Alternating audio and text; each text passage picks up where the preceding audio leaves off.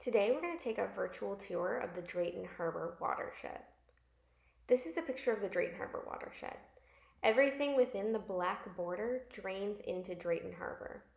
The two main tributaries that drain into Drayton Harbor are the California and Dakota Creeks.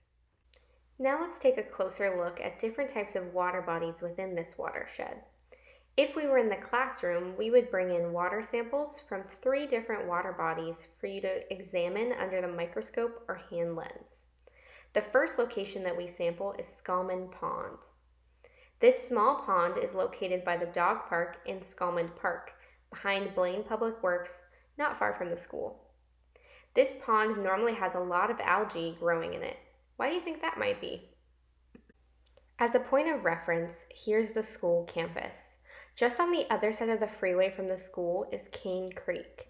You may have seen the Mitchell Avenue apron, which is both a restoration site that the high school has partnered with us on and the start to the Draft Cane Creek Park. Cane Creek is an urban drainage that runs through downtown Blane. The creek has been extensively culverted as it runs through buried culverts or pipes that carry water underground to the bay. Cane Creek has low flow over the summer, but can move quite quickly during stormwater events. You may have also seen the creek's outfall over by Edeline Dairy. Historically, Cane Creek emptied into Drayton Harbor, but it was moved to the outside of the harbor in the 1950s. The last place we sample is Blane Harbor. You may have been to the park before or seen the docks. Lots of marine critters live on these docks, from barnacles to sea stars and plumose anemones. Take another look at this map and see which water body you live closest to.